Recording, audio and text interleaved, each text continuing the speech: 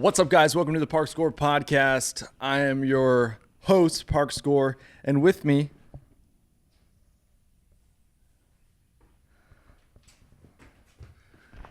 I'm casing Gore. yeah. What'd you have to pee or something? No, I'm pretty congested right now. Oh, yeah. Allergies, am I right? It's a great way to end our podcasting circuit. Yeah, being sick. One of our hosts being sick. Yeah, but it gives me that real cool and like groggy sound. No, I'm just kind of sick, man. It's not a big deal. So yeah, I mean, obviously you're moving. It's kind of sad. Yeah. It's sort of the end of an era, you know? Yeah. What would that era be from my time beginning in college to now?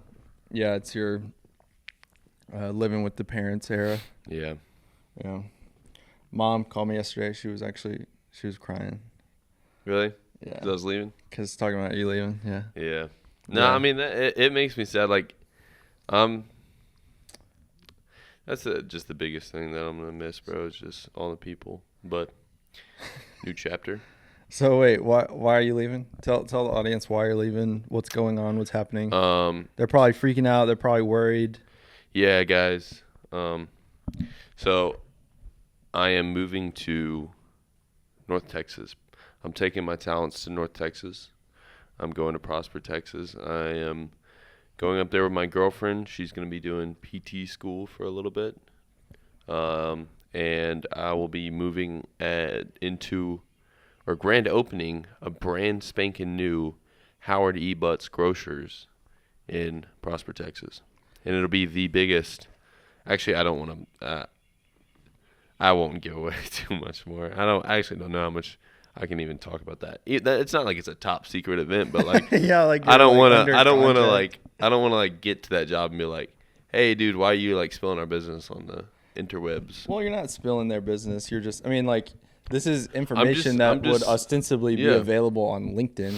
I mean, this is public information. We're actually a privately owned company. What do you mean? Like we're not public. I know, but but if you were to go and make a LinkedIn profile, Robert Casey Gore, then yeah, no, but it's not that I'm revealing information on where I'm going, but I was gonna start revealing information about the details of my store. Oh, just that it's like the biggest one? Yeah. I feel like that would just be something that once again is publicly available because it'd be like I just didn't want to go super in depth. I think there was one business owner I worked with one time who I went and worked with his competitor, and he texted me. He was blowing up my phone. He was freaking out. He was like, I can't believe you would do this. He's like, now I guarantee you've went and told them everything about how we run the business, and you've probably given away all of our data, and I was like it's like the Death Star plans. Bro, I'm like, first of all, don't care that much. And also, second, what am I gonna reveal? Your prices? Hopefully they're posted on your website. Dude, like, I mean, we live in the digital age. It's all out there. It's all out there. I was kind of backtracking to where I'm going. I wanted to give this little anecdote to all the viewers out there. I know a lot of your viewers are kind of aimless and have no idea what they're doing with their life. Yes. And so I'm going to this new little job, new little spot, and it's gonna be brand new. They're grand opening it, and then like Park said, it's gonna be like the biggest one in the company.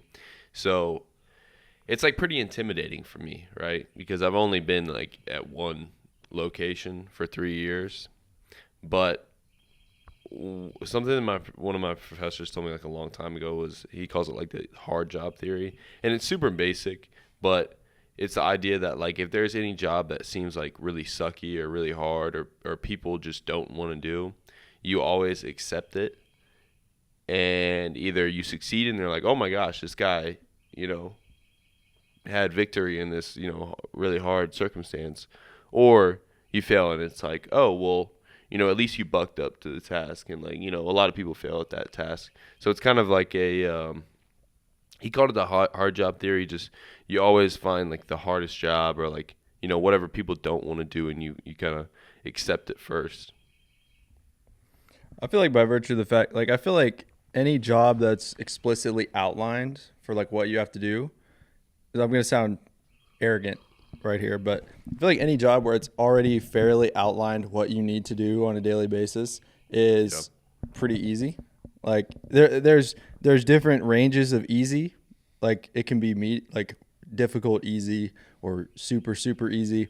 I feel like the really hard jobs are the ones where you don't have a clear idea of what you're supposed to be doing. Yeah. That's in which case it's not even like, you could say that's like almost not even a job. It's more of like just an open-ended sort of vague task or responsibility or objective. And I'm kind of, my job, I kind of sit at like I kind of toe the line where it's like my job has been around for a while. They've opened other locations before.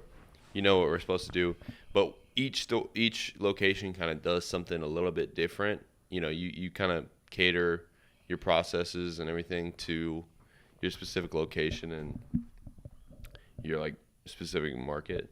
So it'll be a lot of trial and error. It'll be like, okay, this is what we got to get done. We just don't know the exact process we want to go about doing it.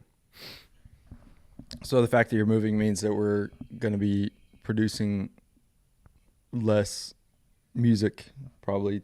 Yeah. Probably. We went on, so in the past month, we kind of almost went on a little mini local tour. Yeah. We had a good number of shows that really we didn't even plan. They just kind of fell into our lap. Yeah, they just kind of fell into our lap, and it was just like one after the other, like almost like every other week we had a show. And, had a good run. Yeah. The Gores. We had the Arbors pool party. Then we had SHSU live at Dan Rather Park. And then we had 12th Street. And then Trilogy Brew. Yeah. Yeah. Yeah, and it's cool because each one of those was a super different vibe. So obviously we had a pool show. And then we had a show at like a park up on like a wooden stage. And then we had the bar that we always play at. And one thing that I kind of noticed around this like little tour was just that we just got so much into a rhythm. We really didn't practice very much, but our shows went really smooth. And this is a huge contrast from what we started out with, because originally it was like we would practice our ass off, show up to the day of the show, and then just brain fart. Just shit our pants. Something, yeah. Well, it's always something that we didn't practice for or like prepare for at the show that would mess up. Well, not even necessarily. Like I remember one show, very first song, I go for a fill, I drop my sticks. We practiced the song, like the song's done. Well, practice. And one of our worst shows, it was just because we couldn't hear each other, and it's like. It's not that we weren't ready or whatever. We were probably like the most ready we had ever been, but we just couldn't hear each other. Well, you couldn't hear me. I could hear the drums loud and clear, but but you couldn't hear my bass. So it's like, and that's kind of one of those things where I don't know. I guess you could stop in the middle of the show and be like, wait, we need to fix this, but like you kill all the momentum. You have. That's the biggest thing about like, I don't know, live shows, retaining an audience, like performing. Yeah, you gotta keep the momentum. You gotta keep the momentum going. And like I forgot who it was. Some comedian was talking about like if you say a punchline and then you have a reaction, you're like, what? You don't go. Like, and the audience starts laughing. You don't go, yeah, you guys like that one? Yeah, that was good. You just go, and then maybe you do another, and then maybe you hit them one more with, like you keep that energy. You can't like, as soon as the joke's over, be like, yeah, like really relish in that applause. You gotta keep the momentum going. You gotta stay in character. Same way, like, Are you referring? Wait, are you referring to the Steve Harvey bit of saying something and then freezing your face? I mean, that's what Steve Harvey. That's what almost every comedian does. Bill Burr does that. I can't stand Bill Burr. He's all right. He's not. He's really not. He's just an old head, bro. Like I don't know. Like a lot of just the old comedians. Bill Burr. Who else? Tom Segura. Oh, lovely Burt Kreischer.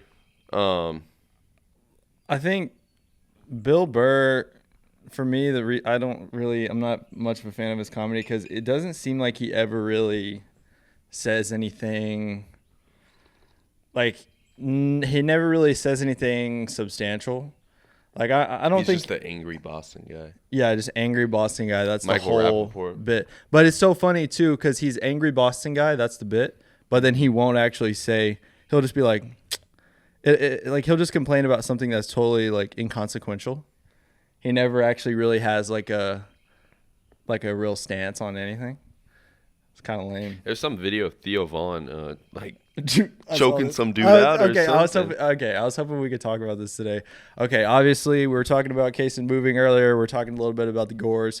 We might rope back around to that, but we're moving into the current events section. So I was going to mention that. I saw a video this morning. So get out your pen and paper. Make sure you're taking notes. Yeah. So I saw a video. Kaysen obviously saw the same video of Theo Vaughn choking somebody. You just saw it. I don't know if there was any context given to that. What? They were just talking that smack in a bar or what? No. Like the guy walked up with balloons. So it looked like what I kind of read or what I gathered was that the people were kind of trying to go for some sort of like viral social media moment. And so this guy walks up with like a big handful of balloons. Theo Vaughn turns around, looks at him, and just puts his hand on the guy's neck and like pushes the guy away. You saw this? Yeah, no, I saw that part. Yeah. Yeah. I mean, okay. Yeah. And so, yeah. In other news, people think that celebrities are like their friends or whatever because they have like a fun personality. Yeah, because like Theo Vaughn, obviously, anytime you've ever seen him online, he seems like the coolest, funniest, most friendliest guy. But obviously, that's his persona. I heard like an Eric Andre interview where he was talking about that. He was like, like people come up to me and they see me on my show and like I'm all like crazy, and they'll come up to me and like Eric Andre and like start like punching him and like doing crazy stuff, and he's like, hey, chill.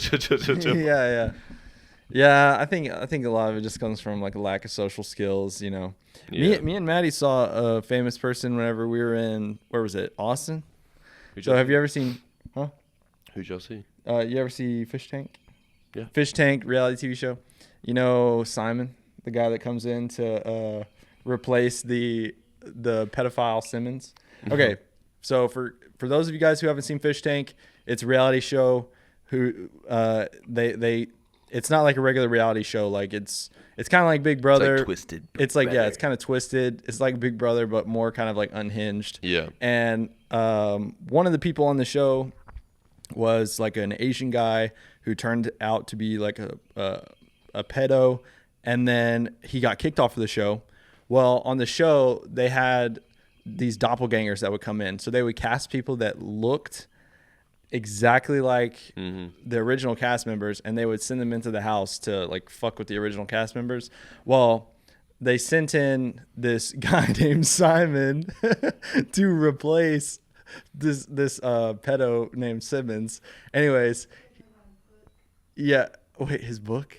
No, because Simmons had wrote a book. Yeah, wasn't the way like they found him is so the original guy Simmons, they figured out, the audience figured out just by researching. People like these reality shows, they'll figure out that somebody has like some dark past or whatever. Well, they go and they find out that he's written this book, and it's on how to get a girlfriend while you're working as like a camp counselor at like a summer camp.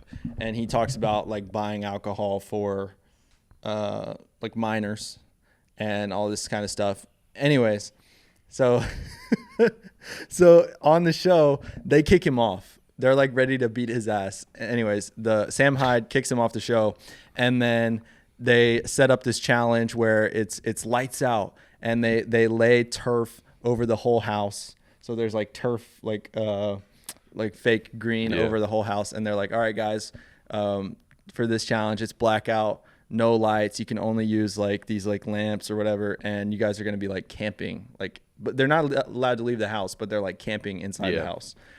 And then it's like pitch black at night. They got no lights. And then they say, all right, guys, welcome the new cast member. And you got to think, like, normally when they welcome a cast member, it's midday. People get the chance to like meet the person, hang out with them, get to know them. Well, they introduce Simmons' doppelganger, Simon.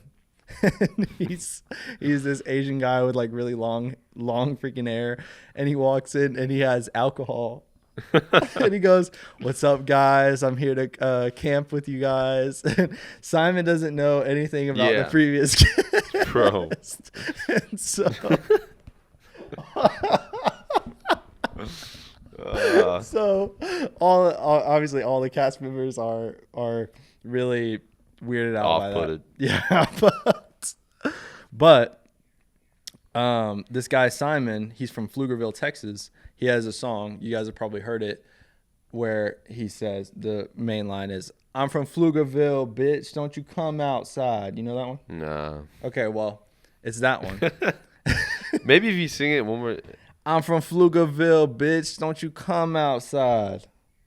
That one. You've heard it. No. It's on the radio all the time. Anyways. Ah, yes. Radio. Yeah. And so, anyways, so this guy, Simon, we were in Austin, Texas, and we saw him. And I began to pursue him. And Maddie, will you come say that into the mic at least so we can hear it? You don't have to like come on screen, but at least we gotta. We saw him, and Parks basically shouted his name, and he was running away from us. Parks was literally running after him. No. He ran up some stairs to his apartment to get away from us. He did. Well, you know, they kind of trapped that guy. They kind of gave him like the worst hand ever, because they're like, we're gonna cast you to be the doppelganger of this pedophile. So. Like I knew about the pedophile guy. I didn't know about the doppelganger. So like the casual viewer, a casual fish tank enjoyer would be like, "Oh, that guy must be the pedophile." No. Really cool, actually. Yeah, no, he's hilarious, and he ended up being like a fan favorite, and he ended up almost making it all the way to the end of the show, and then also he got re-invited to like future seasons. It's like in a video game where you have to like fight your dark self. Yeah. Well, and another thing too is later on he starts going by his regular name. Yeah. But I don't remember his regular name. I just remember Simon because it sounds so much like Simmons. But anyways, so Theo Von choked a guy, and then so essentially the moral of this whole story is if you see a celebrity out in public, they're probably exactly they probably have the exact personality that you think they do, and they're probably your friend already. You should go talk to them. I was wearing for all you MLB fans out there. I know Parks has casts a wide net, and that must catch a huge MLB audience. I was at a Houston Astros game, and I was wearing a Craig Biggio jersey. Now, if you know nothing about baseball, Craig Biggio is a hero to the working class of Houston, Texas. Okay. I was at an Astros game. I'm walking to go get a ballpark frank or something, and some guy walks past me and taps me on the back and go, "Man, he sucks." And I turn around and I look at some 40-year-old dude in a suit, and my first instinct is, what kind of asshole wears a suit to a baseball game? And I just think he's some weirdo, some. And so I just go, "Oh, yeah, man." And I just keep walking. And some dude next to me, he's like staring at me like this, like. Soy facing? And he goes, "Dude, you know what that is?" And I was like, "No." And he's like, "Dude, that's Craig Biggio." And I turn around, and Craig Biggio is like now he's long gone, but he's like kind of like I can tell he's like kind of looking back at me because Trying to make sure that you recognize him. to him it's like imagine you are like imagine you are a celebrity and someone was wearing a article of clothing that is like undeniably you, like Yeah. like someone's wearing a shirt Like that says a kid's wearing a Nirvana shirt, and Kurt Cobain walks up and is like, "What's up?" Yeah, well, not even that. It's like I have his name on my back. Yeah. It's like you like, and he's like, "Oh, I'm about to make this guy's day," and he's like, "Hey man, this," yeah, like he was probably. It was crazy because I guarantee he thought I was about to be like starstruck, but it was like a Uno reverse card where he was like, "Hey, he sucks," and I was just like, "Yeah, whatever, man."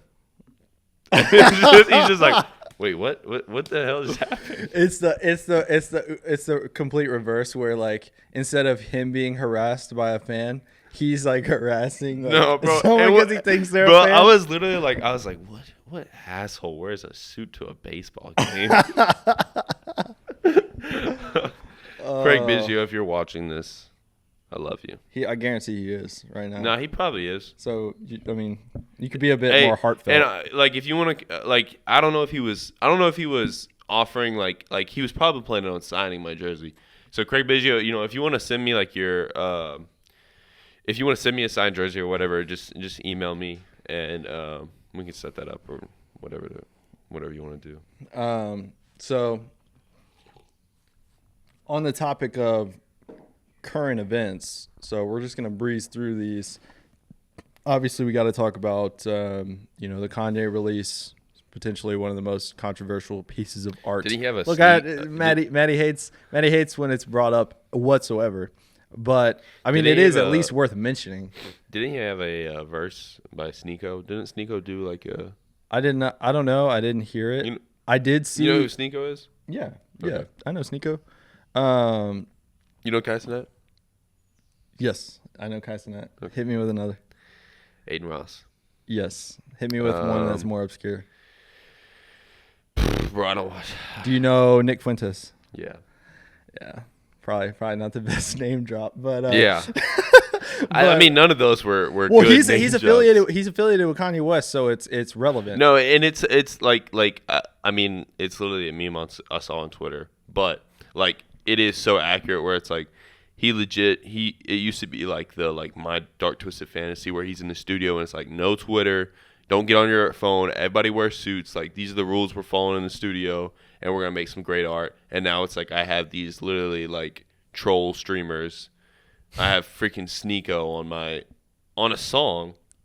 Well, I would say that it's because you reach a point with technology where you are almost a fool to try to resist it. Mm-hmm. And so it's like, if you can't beat them, join them. So in the case of like Twitter, in the case of live streaming and stuff like that, it's like, yeah, it's kind of, you could say it's a distraction in some form, but also there's plenty of instances I've seen where they're like literally live streaming like from the booth, where like you got to think that's sort of a thing where the audience is there and they're reacting to what you're doing in real time, so you can and because the whole point of the piece was to be as controversial as possible, as transgressive as possible, and so you got to think it's almost like, I don't know, he's kind of, I mean, one thing you can say about Kanye West is he has certainly changed his approach over time, in more ways than Bro, you can probably my count. whole But like his whole like last 2 or 3 years for me, it went from like when he was kind of going off the rails in like 2021 or so, it was like the meme of like, oh, but he made Graduation. But at this point, it's not even that. Like, at this point, I mean, and I'm not the biggest rap fan, but at this point, I'm like, I don't even care to listen to Graduation. I don't care to listen to like any of Kanye's music anymore. And not even because it's like, oh my God, I can't believe he would say that. It's like he's being a troll, and it's just like, okay, dude, like this bit's kind of annoying. So I don't know if you saw the Piers Morgan interview where it was like Piers Morgan, Kanye, Sneeko, where they're sitting and Kanye like literally leaves within the first like 2 minutes of the interview. So like, and then the rest of the interview, it's like a 10-15 minute segment where Piers Morgan is arguing with Sneeko. Bro. It's all right. I love you. Yeah, no, he's like arguing with Sneeko, and What are they even talking about? well, so it starts out where Piers Morgan is telling Kanye West like, how dare you? How dare you? He's clutching his pearls, as literally what Piers Morgan is famous for. But and then Kanye. So Kanye has always been known as this really braggadocious, sort of prideful personality. But something I saw just during this specific Piers Morgan interview was he was like, I don't know, like it's reached a level where it's just downright like just hubris, where he's like, he believes that he is like a living God. Yeah. And he talks like it. And like, there's this thing now where if I hear someone say something that's just downright like just hubris, it makes me anxious, because I'm like, oh God, like something bad's about to happen. Like something bad is gonna happen. Shit. Like we watched a movie just the other day. Is this movie Red Rocket, where the character is like, he's like, nothing, like the universe is on my side. Nothing can stop me. Nothing can stop me. And then immediately after, something like bad happens. And I got this bad feeling as soon as he started talking like that, because I'm just like, bro, it's almost like a universal thing where as soon as you start saying like, I am, which, okay, to be fair, Kanye's kind of done that throughout his whole career. He literally has a song where he says, I am G-O-D. Like he says like, I am, like on the Yeezus album. Now, the thing, so he said in the Piers Morgan interview, he said, if you guys had John Lennon right here, you wouldn't be wasting his time. He's like, he's essentially saying, I'm tired of people questioning me. I'm tired of like y'all not just like bowing down to me, because y'all people hated John Lennon. He said people play my, maybe he didn't say John Lennon, I forget who he said, but he said y'all play my songs at y'all's graduations, at y'all's baby showers, at y'all's this and that, at y'all's weddings. He's like, all this stuff. He's pretty much just saying like the world like owes him. I mean, same thing with John Lennon, where it's like he's a controversial figure, and it's like people enjoyed his music, but like he was very much at the time not liked by a lot of people. Like a lot of celebrities hated him. Well, Bob Dylan hated him. I mean, Bob Dylan is also contrary. Like he's like, it's like Bob Dylan and like Lou Reed, where it's like 10 bands Lou Reed hated, and it's basically every band ever. Because people would just be like, Lou Reed, what you think about the Beatles? And he's like, they're so unoriginal, man, and they just make pop music, man. It's just like, it's not cool, dude. And then it's like, what do you think about Elvis Presley? Oh, it's just not cool, man. Like, it's just, they're just doing the same old thing, man. It's like, shut up, bro. Shut up, Lou Reed. The main thing is, anytime you get hit, anytime you're around one of those types, you really got to ask them like, okay, well, what is good? What's cool? What's good, right? Well, because it'll be like, oh, in this article, Lou Reed bashed the Beatles, and then 6 months later he said he enjoyed this song, and then 5 months later he said that Paul McCartney is a mouth-breathing Neanderthal. I think there's a lot of problems that stem from taking people seriously when they say things. Yeah. Oh, I can't believe Kanye would say that. I can't believe Lou Reed would say that. Dude, like if you really press anyone, this was Socrates' whole thing, is he would go around the city and he would really press people on like what they were saying. Mm-hmm. Like he'd be like, really, do you believe that? Why do you believe that? what? And what you find out is that no one really believes anything that they say. No one. Like if you really press somebody, they'll be like, okay, well actually the Beatles don't suck that bad, or they'll be like, oh man, like it's just, you can, if you press hard enough, you can get anyone to contradict whatever they say. And this is the thing too, is I almost feel like that's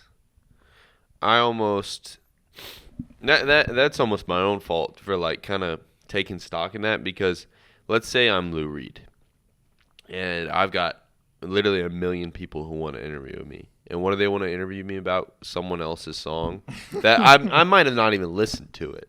Not that I hate it, but or I heard it, I'm like, oh yeah, That's the song.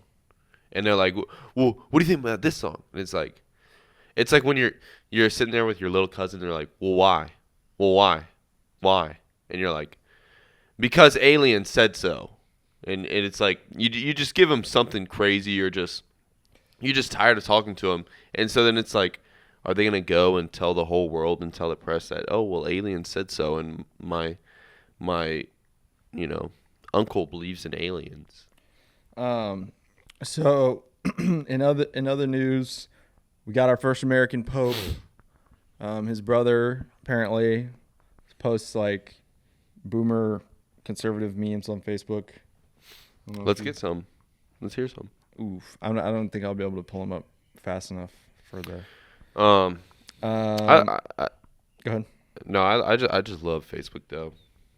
I love the just rawness and like how I saw like, this is back during the Super Bowl.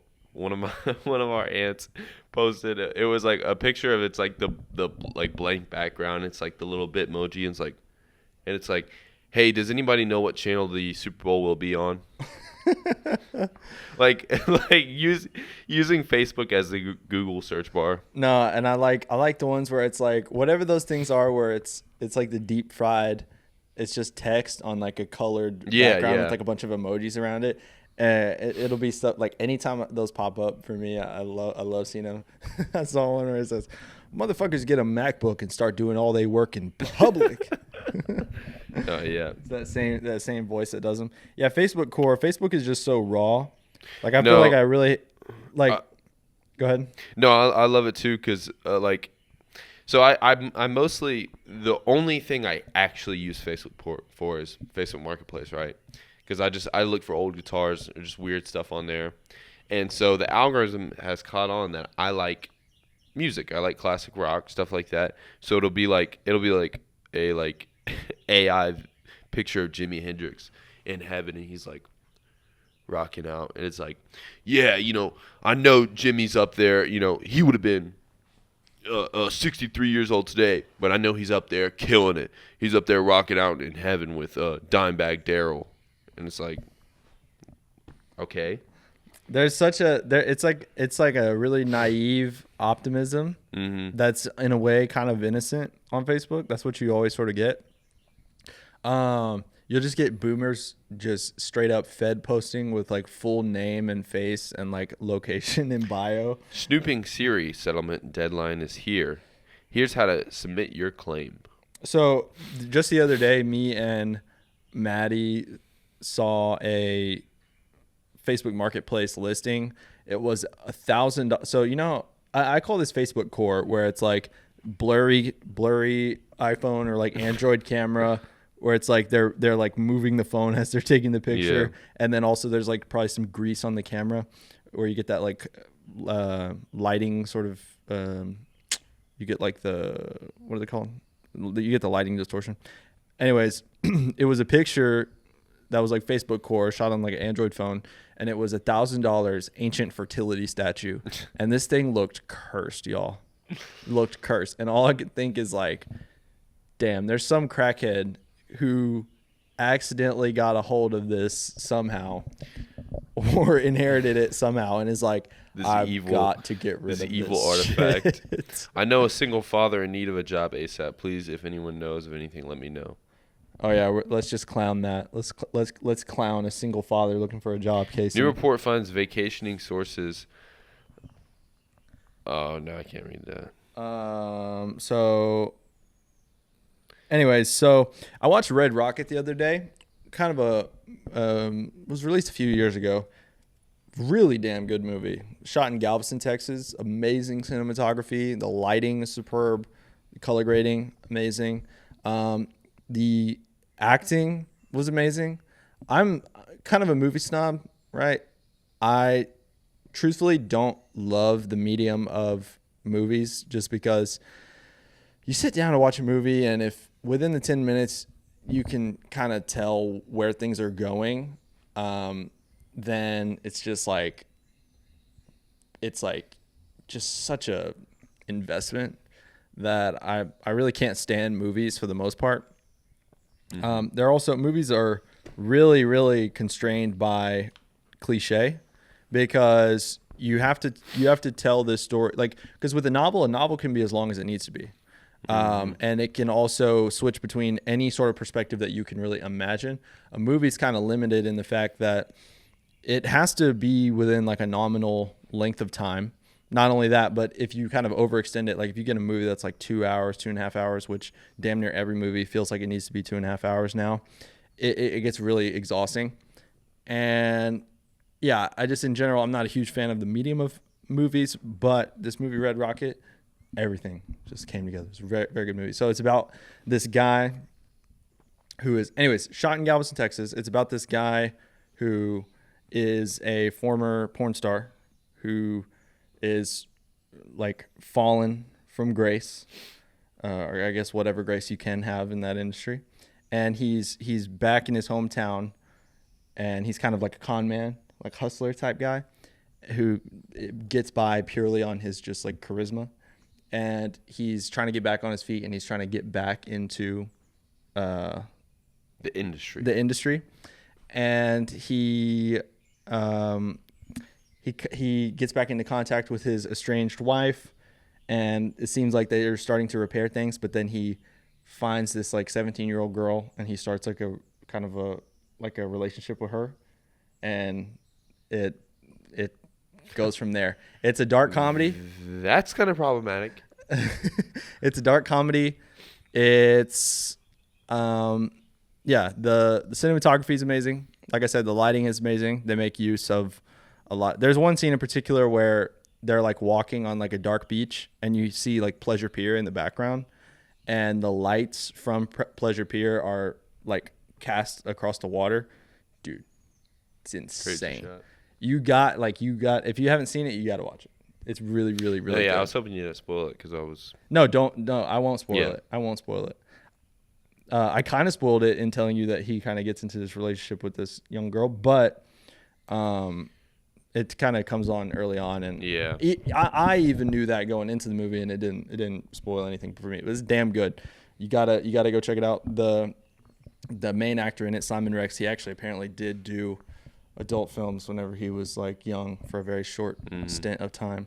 He's not in very many movies. He was in, I think, Scary Movie 4 and like a handful of others. He's not, but he's a damn good actor. And they cast a lot of like non-actors in the movie as well, which really makes for, I think, kind of interesting performances. But I just had to drop that in there. Doesn't really have to do anything with what we're talking about today. But anyway, so taking a retrospective look at the Gores, our band, the Gores, right? Because Kaysen's going to be moving soon.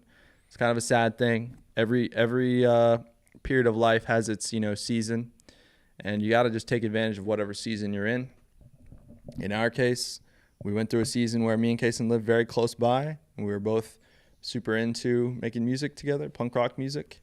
And now he's going to be abandoning me, and because main thing was he cited creative differences and my lack of punctuality, showing up drunk to practice, and also just my lack of any sort of personal hygiene. Lack of personal hygiene, lack of any sort of musical talent.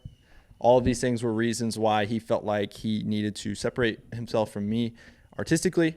We'll now be beginning a cold war in our solo careers, where we're entirely defined by the other person's output, and it will I'll be dissecting your lyrics with a fine-tooth comb to see any if any of them are shots at you. But no, I mean, like, do you kind of plan on doing any sort of solo stuff? And if you are planning on doing solo stuff, do you think it's going to kind of differ from the stuff that we've done in Gores? No, I definitely plan on doing some solo stuff, and I think it will, like, just by virtue of the fact that half of the creative force of the Gores will not be there. Yeah, I think it'll differ heavily. Um, I'm I don't want to like be like, oh, well, I want to do a project where it's like, it's like a indie like uh garage pop. Like I just want to jam for a little while and just find some good melodies and write some good songs and try to record an album, try to put out a little mixtape. Um, but I think it would definitely, yeah, just because the big thing is just drums. Like a lot of the drums I'll be kind of using, um, it'll either be preset drum tracks, it'll be like a drum machine, or even if I did my own drum tracks, I think you have a very unique drumming style, so it'll, Do you think that actually? yeah, yeah. I think like it's a very like kind of physical, very aggressive style. Um, so just in that, like, and even if I was to write my own drum tracks, just the fact that like a lot of my tracks would have to be super stripped down, super basic, and like bare bones. So like, yeah, it'll sound different. So, do you have any sort of long-term goals for what you'd like to do? Like, obviously, you're going to work at HEB. Mm-hmm. You know, that's your like day job. Do you have any like aspirations of really kind of seriously trying to build like a musical body of work, or do you have any ideas of kind of what your like 10-year plan would be? My big thing with music is just doing whatever is fun, and like right now it's like recording music, trying to write music. If I meet some people up there and we want to jam a little bit, jam with them. If I say I don't want to record music anymore and I just want to play live shows by myself, just do that. But trying to always like just get better at music. But just obviously having fun. If you were asked to comment on the previous 1 to 2 years of the Gores and kind of just recap it, Mm-hmm. what would you say?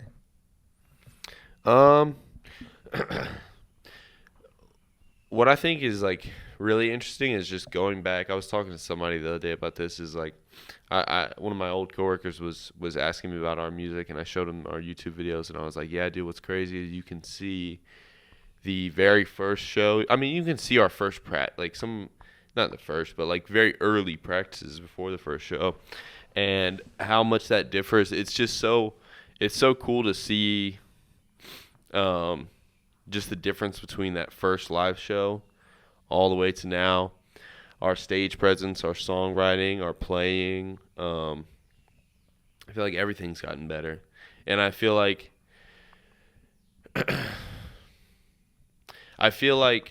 with the Gores, what we kind of sought to do was reverse engineer a band, kind of do the bare basics that was required, and I think a lot of kind of cool stuff came from that. Like I guess last episode I was on, I talked about the Rick Rubin thing where he was like, whatever piece of equipment you have, don't try to replicate a different piece of equipment with that. Just do whatever that piece of equipment does best. And I feel like with the Gores, that's what we did. Was just we're not gonna sit here and go, okay, we're gonna try to make some like Led Zeppelin like rock and roll. Like it was just like, let's just jam and see whatever sounds good and whatever we like, and that's what we'll do. And then we're just gonna dress how we like. Do you have any regrets about the band? No, I don't think so. I wish we would have gotten to play at House of J. No, yeah. I mean, I think that besides been... just playing, finding more places to play, or like in January, I remember. So one of the regrets is just like not any missed opportunities to play places or whatever. But I remember back in January, I was trying to like book shows, and it's just, bro, it's such a pain trying to book shows with a venue as like a kind of a smaller band, because every single place you go, it's like they're basically asking like, okay, well, what's in it for me? You ask a venue, hey, can I, we're trying to book shows. You got to do it 3 months or so in advance. Hey, we're trying to book this show 3 months in advance. And they're like, all right, well, who else is playing with you? And then you're like, all right, well, let me go get some other bands. And then you ask those other bands, and they're like, okay, well, what's the day? What day are we playing? You're like, I don't know. It's like the scene in Boogie Nights where he's like, I have to get the demo tapes so that I can get you the money for the demo tapes. Yeah. I have to get the demo tapes so I can get the record deal, so I can get the money for the demo tapes. Yeah. I think in the case of the venue and the other bands, I think there's this big impediment to pretty much any sort of endeavor that anyone can take on, which is this need to plan everything. Mm-hmm. And I fall victim to this too. And of course, if you're running a bar, that's a business. You can't necessarily afford to like fly by the seat of your pants or get creative or anything like that. However, I think that to me, whenever I hear stuff like that, whenever I hear like, okay, well, what day is it? The main thing when me and Kaysen, like, it's not a question of when, it's a question of will. Yeah. So, are you willing to hop on this bill with us if we can get something figured out? That's the real question that's being asked. Now, dude, that could be lack of skill on our part when it comes to scheduling. No, like a big part of that, it's just like we're not like that's the whole thing about the band is I feel like we're not the most organized. We probably don't there's probably a couple things we're doing wrong or that we could do better, but it's like it's just all about, I mean, it's corny, but it's all about effort. And it's like I want to be known as the band that's like not super tricky when it comes to sound check, not like big snobs or anything, just wants to I don't know, just play music. And once again, it sounds corny, I know, but like legitimately, like people would ask me, I would tell them, oh yeah, I had a gig last night, and they'd be like, oh cool, did you get paid for it? And I was like, oh no. And they're like, what? And I'm like, I just want an audience, and I just want like a place to play my music. Yeah, I mean, I think that's all you can really ask for as a band. Yeah, I mean, even that you can't really expect. I think, again, the other day we were talking about the difference. So there's this sort of trope that like a lot of people who are into film or video end up producing bands that are kind of good bands. Mm-hmm. Wasn't it like The Strokes was one? The Doors. I don't know if The Strokes went to film school. I think. Yeah. What's his name? Talking Heads. Yeah, there's quite a few examples. Yeah. Frank Zappa. Yeah.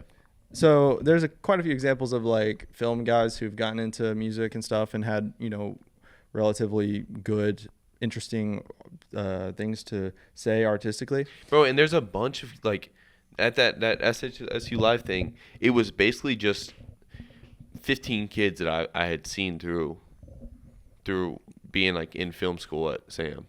And there's this. I think the thing is, there's a insider's approach to succeeding at something. So the insider's approach to succeeding at music is, okay, I'm going to go become classically trained.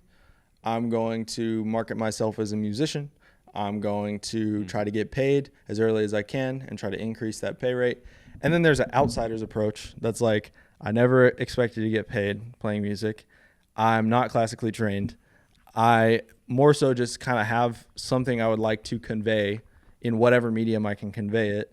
And if it happens to be music and I happen to gain some sort of audience from it, then so be it. I think that, that's a way to come about anything that you do that can make it sort of feel a little bit more like play than work. I was thinking just this morning that to get like the difference between play and work is you get paid to work because working is not fun, and play is something that you just engage in for no compensation whatsoever. You just engage in it for the sake of getting to do it. And I think it's funny that like as soon as you start getting paid to do something, it kind of stops being fun and starts to feel almost like an obligation. That same thing has sort of been true for video. Like as I've made my career doing video, I found that like some of the magic of doing video was a little bit lost. And that's why in my own content, I will sometimes shoot on a slightly shittier camera, like on purpose. Or I'll be like, what's the shittiest camera I can shoot this on? What's the lowest image quality I can shoot this on while still getting this idea across? Because I'm just like, I don't want to have to worry about polishing it and having it be this sort of like commercial like product. I want to be able to express something. And yeah, I think, if you get into a point where you feel like there's this thing that you were doing creatively that's not as fun as it used to be, then you can kind of ask yourself like, okay, well, how do I make this more like play rather than work? I was reading something just the other day. Ray Pete, we talked about this in another podcast, not me and you, but some other guys, that when the organism is engaged in something that is seen as sort of an obligation, it increases the stress response. But whenever an organism is engaged in something voluntarily and with a sense of exploration, experimentation, then it has like a lowering of the stress response. And so it's kind of just interesting, like, it's all about your mindset, bro. But no, really, it really is all about your mindset. I wonder what time we're at right now. Keep going. Say something. Ruin your HGB career before it starts real quick.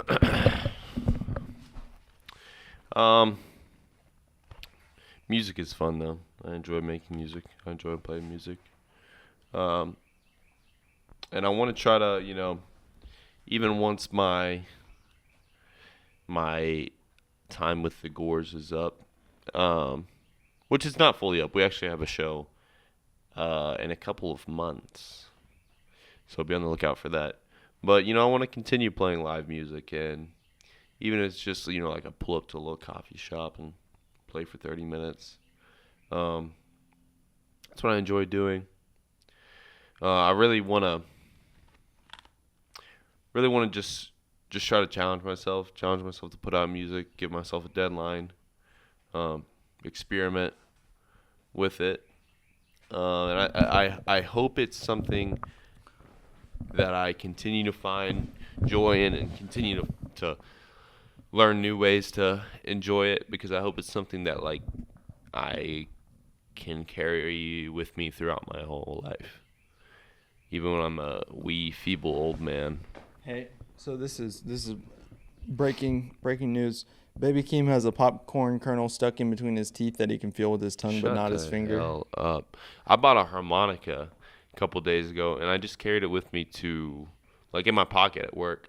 And I'll tell you what, that's the key to, like, if you're, working a kind of boring job, or, work is work. I heard somewhere that if the organism identifies like a task as an obligation, it's more stressful. So like at work, right, if you get a little bit stressed or whatever, just whip out that harmonica. And what helps too is if it's a really stressful day, then you can really get that like bluesy sound where there's like pain, like your knuckles, your fingers hurt because you're working so hard, and you're just like, ripping on that harmonica. And the other thing too is your coworkers will love it. They'll love it. They'll love, like, while they're trying to work, you playing harmonica. Because this is the thing. It takes one hand, and you're just breathing. So you can play it. You can do most tasks and play it. Or, you're walking between tasks or whatever. You can play it, right? And they really enjoy that while they're sweating and working hard. Mess around on this little toy you bought the other day, right? But no, like, in all seriousness, it is, it's fun because like I'm like, oh, there's nobody, I'm by myself for a minute. I'm just kind of chilling at work. Whip this thing out. Let me try to cook up a little melody or I get on my lunch break and I just start ripping on that thing. Quick question: who's like your favorite content creator like right now today living? Oh, Just name one. Like first one that comes to mind. Probably the first one that comes to mind is this guy Q Myers. He runs a Raiders podcast, like a daily Raiders podcast. And my like kind of whole philosophy on sports, radio, where it's just sports discourse comes from him, because like a lot of his thing is just like super genuine, super down to earth. He's gonna like say a hot take, but he's gonna back it up, and then like if he's wrong, it's not gonna be like, oh well, because such and such, like this is why I was wrong. It's just like, hey, shit, I was wrong. Like I'm gonna be wrong. But it's just super down to earth guy. Does he have like a regular output? Yeah, like a scheduled output. What's his output? It's so he's like a old school kind of radio guy. But what the thing I listen to, it's every weekday, Monday through Friday. He posts it at like 2 a.m. too. No, probably like 3 a.m. But it's like early in the morning. Like I sometimes I have to get up for work at 3 a.m. and it's already up by then. So he's a certified grinder. Does he have any form of? How does he monetize? I mean it's radio, so he runs ads. It'll be like little ad breaks and stuff like that. But he does that, and then there's like 5 different shows. He does one for like ESPN or sports, like all these other. But the main one I listen to is just that like weekly or daily little podcast. Is it video and audio? Yeah, it's video, but it's on YouTube. It's legit. Like imagine you're just watching. It's essentially a podcast, but like it's just like a guy looking at a camera and just talking. Like pretty boring, right? Well, I'm just curious because I've been kind of lately almost wanting to ask people what their favorite content is now, and just kind of dissect like what type of content people are consuming on it. So it's video. He's just talking to a camera. He's in like a studio. Yeah, he'll be in a studio. He's in a studio. How long are the episodes normally? 45 minutes. Do you watch every single one, or is it just I would say dependent? It's good 75%. Okay, it's like dependent on the interest level that you have of the. Yeah, I'll usually tune into them, and then like say first 20 minutes or so, if I'm like, this kind of. Because this is the other thing too, is like it's not even against him or anything, but like it's the off season right now, so a lot of it is like, oh, we're gonna talk about this rookie, and like we're gonna talk about what he did in college, and it's like that's cool, but like if I don't really care about this guy, like I don't care that he had 50 tackles last year, I don't care that he had a forced fumble against Ole Miss, like cool. Other than that guy, is there any like non-sports content that you consume regularly? There's a so usually like, and it's kind of the same, almost just listen to it like a podcast. There's a guy who will like go through the whole recording and like the techniques, or like if there's like a weird little story or whatever of like all the Beatles albums. There's some that'll just talk about like I just, it's like a bunch of just kind of classic rock or like classic music kind of stories or little 30-minute video essays. And I was watching one the other day about Blues Traveler and like how they got started. I don't even really like Blues Traveler. I like 2 songs, but it was still just interesting. Just an interesting story. Based on your YouTube recommended, who do you think YouTube thinks that you are? So for me. So my YouTube recommended right now. Okay. So the first video. Well, real quick. No, don't say the first video. Go to the shorts, and what are the 4 shorts that pop up? Okay. So this is a little bit. Doesn't matter. Just state it. Okay. Luke would return to the dark side in Return of the Jedi. Nerd! Paul sang the bass line on the first song ever he wrote. Wait, who? Paul who? I believe McCartney. Paul Lennon. Lon Jennon. Welcome back, Jay Cutler. Wait, Jay Cutler, the Jay Cutler, the bodybuilder? Jay Cutler, the former Chicago Bears quarterback. Okay. Smokey J. Okay, well, I'm talking about Jay Cutler, the bodybuilder. Oh no, yeah, that might be the same guy. Yeah, and Imagine he's back there hucking 50-yard bombs to Have you ever- Alshon Jeffrey. Have you ever seen like the most famous picture of Jay Cutler ever? Can I finish my shorts? The bodybuilder. Look, his leg has. He like does like a leg stomp, and his leg has like side striations. Lord have mercy. It's And then gonna be the a last thumbnail. one, are Sith able to become Force Ghosts? You're a Star Wars nerd. I used to be. Are Sith able to become Force Ghosts? I would guess no. I have no idea though. It's probably gonna say yes. So listen, real quick. I gotta say something about Star Wars. So I used to get. I have the type of brain. I guess it's like analytic brain or whatever, where like as soon as I get into something, I need to know everything about it. Well, the thing about a franchise like Star Wars is they sort of pride themselves on needless amounts of detail. Now, there's a level where this can be sort of endearing and it can make you really appreciate a franchise. Be like, wow, they really put so much thought into this. In Lord of the Rings, they created a whole language for this other species. And with George Lucas, I think it started out that way. But I think also it got to a point with George Lucas where he's just like green lighting whatever bullshit comes to mind Weird first. shit, yeah. And it just gets to a point where it's so far removed from the central idea of Star Wars. So what's that one? Is it the Yuzon Vong? Yes. So there's like a species in Star Wars that are like they're the most biggest badass species ever, and they're like super evil, and like their whole thing is like they're gonna destroy the whole universe. And the thing is, they're not even technically from the like Star Wars universe or galaxy or whatever. They come from a different galaxy, and it's like, Look, all right, dude. listen. So we're just like, dude, that's fine. Look, listen, that's fine to me. It's fine that there's extended lore. Oh, you're telling me that but there's it's an like alien it species? gets to a point where it's like I'm not interested in this because this is disconnected from Star Wars. Well, okay. I'll make the case that that's not even the worst sort of thing, because for me, I look at that and go, okay, it's another threat. It's sort of an extended aspect of the universe. People who are interested in war, conflicts, because you can only have Empire versus Rebels for so long before it's like, okay, we need some sort of other type thing.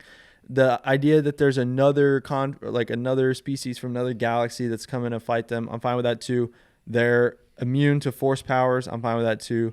They have no technology. All their technology is biological. I think that's interesting. It's like so alien to Star Wars, but I think it kind of still fits. And maybe the problem I have with Star Wars, there's this Red Letter Media video. I don't know if you've ever seen Red Letter Media, where they talk about Darth Vader's suit. Mm-hmm. Have you ever seen that? I think so. It's where Mike and Rich are sitting, and Mike is reading off the Wikipedia page for Darth Vader's suit, and it's this like whole novel about all it's like lore behind every button and gizmo on Darth Vader's suit. And they make a great point in that video, which is that it goes from Darth Vader is one of the most mysterious and menacing characters in all of fiction, one of the most iconic villains of all time, to now he's just like kind of a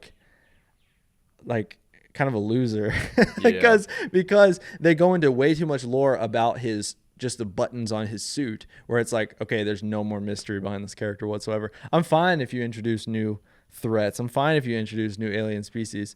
But so maybe this is because I think the Yuzon Vong are interesting. But this is the thing is like I feel like I don't know, sometimes it's like you're just going way too in depth and just sometimes it's just way too much, man. It's just way too much. I feel like Star Wars, the Disney Star Wars themselves, they kind of felt that way because as soon as it was a big controversy, whenever Disney bought Star Wars, they retconned like all the Star Wars, like they call it legends now. Or it's what like I like to Apocrypha. imagine is the singular man who bought singular man who represents well, I'm not going to say it. It could be anybody. The singular person who bought represented Disney in the purchase of Star Wars. They were like, well, congratulations, you've bought Star Wars. You own Star Wars now. So if you're going to, add on to the story, you're going to need to know everything that led up to this point. You've seen the 6 movies. And they're like, yeah, of course. And they're like, okay, well, and, you read some of the comics. And they're like, yeah, I'm a huge Star Wars fan. They're like, okay, well, there's also these books, the Star Wars Legends. And they bring in this huge crate of all these books, and they just drop it down. And they're like, so you got to get through all this and just make sure you got all the lore right before you write any more on the Star Wars canon. And they're just like, yeah, no, none of that happened. All this is fake. I think it came down to they want to preserve this super clean image of what Star Wars is, which, to be honest, I feel so gay even talking about Star Wars at length like this. So I'd really like to move on to another topic. But in short, yeah, I think that for me that was a problem with Star Wars, especially from the mind of that's I would say Star Wars was probably the last thing that I was super, super into before I realized, like, oh yeah, it's like kind of meaningless to memorize any of this shit. Like, my boy was over here trying to see if he could guess streamers, but Star Wars is gay. Guess streamers? Well, at least streamers are real human beings that actually have an effect on the real world. That's my thing now. It's like, look, I'm 25, okay? I got a mortgage. I don't need to hear about anything that's not going to help me pay that shit. Just say you don't understand the analogy of Star Wars. So, essentially... Let me say this, though. I'll drop the bit for a minute. The long story short on if Siths can become Force ghosts. Well, Jedi can do it because Jedi are unselfish and are noble people, but Sith can also do it, but it's a weird twisted version of how the Jedi do it, which is every Sith variant of whatever the Jedi do. Yeah, I mean, it's the Jedi mind trick, but it's evil. That's another thing with Star Wars is there's no real consistency. Like, it'll be something where it's like, oh yeah, there's you can't do this super like with that was a problem people had with Rey, is like for the longest time it was not really canon that Jedi could like heal people, but Rey comes along and they're like, well, actually she can, and here's this really convoluted answer of why she can. And that to me is what the problem was. It was that it's all just meaningless. There's bullshit. No limitations. There's no limitations. There's no limitations. There's no end in sight. And so yeah, ultimately it's kind of that's when I learned that Star Wars was kind of childish. Yeah, but but I like Ewoks though. Ewoks are dope. I think if you engage with it on a purely like normie level, yeah, where you like don't know any of the shit about the extended lore and you just like enjoy the movies, that's like the best way. Glub Shido. What? You don't know Glub? You don't like Glub Shido? Have you ever that's like a meme? Like I've seen videos where it's like ranking all of the Glub Shidos in the Star Wars universe, and they were talking about what makes a Glub Shido. What's a Glub Shido? So essentially, okay, wait. This would be perfect for a short. Okay. You know Glub Shido? No. No. Say, what's a Glub Shido? Yeah. Okay. Ready. You know Glub Shido? What's a Glub Shido? All right, for real though. Glub Shido is like a coin term in like kind of Star Wars meme culture, where it's like these super weird, just like goofy ass names of these characters that are like they're irrelevant characters. They don't need a name, but it's like because it's Star Wars, they've got to have a name, and they also probably have a backstory. So Glub Shido, like it'll be like. Glub Shido. Cal Flazerfloop, and he's a X-wing. He was actually the X-wing that was to the left of Luke in the Battle of Yavin, and he actually was the one who provided the flux capacitor to Luke whenever R2-D2's flux capacitor went out. Previous, 5 years, just all this. You know what's funny is that Ziggy Tingle Pop. Yeah, Ziggy Tickle Pop. Do you know that? Glup shitto. Do you know that? Well, you make a good point with Ziggy Tickle Pop because essentially we live in a culture of nothing but glup shittos. Benson Boone. Okay, we gotta talk. We gotta talk about the glup shitto phenomenon at large. Now, I completely forgot where I was going, but. So we can skip just straight to the other topic, but there was something Glup Shitto threw me off so bad. Oh, you know, Jar Jar Binks is actually the main character of the thing, and he's actually the board, and that's the thing. That's the problem with Star Wars. So Glup Shitto, damn it, Kaysen. Glup Shitto is so ridiculous. I completely forgot where I was going. What was I talking about before? Okay, but essentially what I was saying is like the whole Ziggy Tickle Pop thing. Yeah. We're in the guitar shop here in Huntsville, and this kid walks up to us. He sees that we're playing instruments. It's me, Eric, Kaysen, Lance, and this fella. This fella walks up and is like, "Yo, dude, I'm from College Station. Yo, oh, you guys are in a band? That's super awesome. I play guitar too.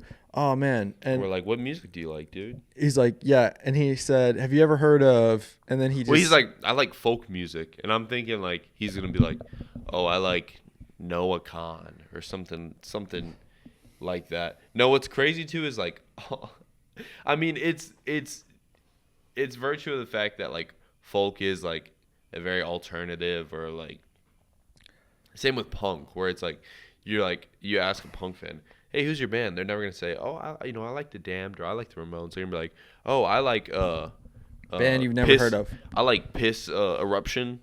So, but long story short, this kid starts naming off all these people who I've never heard of, and who, frankly, like don't really have any cultural relevance. But it was almost like an existential crisis for me while we were sitting in there. I realized something. I was like, "Oh my god!" Like we now live in. Like there's such a wide access to any sort of weird little niche thing that you want to find now, and everyone is so hyper like their algorithm is so hyper focused that no one is consuming the same shit. It used to be we were in a monoculture. So whatever's on TV, that's what you're watching. And every Friday this show comes on. And on Monday morning at work, everyone's going to talk about how, holy shit, did you see the episode of this thing? And it's kind of almost like the what? I Love Lucy. It was a cultural event where everyone sort of participated in this kind of one main culture. Well, now, like the internet has completely decentralized everything. So now, and Lance, because we were clowning the guy afterwards. We're like, who the fuck is Ziggy Tickle Pop? And Lance came up with that name. It was pretty funny at the moment. But yeah, so pretty much we live in a whole culture of nothing but glup shittos. I was just now reading what glup shitto sort of refers to. And a glup shitto is essentially a parody Star Wars character name used to mock the excitement more hyper-focused Star Wars fans feel when essentially like a really irrelevant character shows up for a split second. Yeah. And so in that way, as we move away from the monoculture, totally obliterate it, we live in a world of glup shittos. We are glup shittos, right? We're all glup shittos at heart. But anyways, that's the Park Score podcast.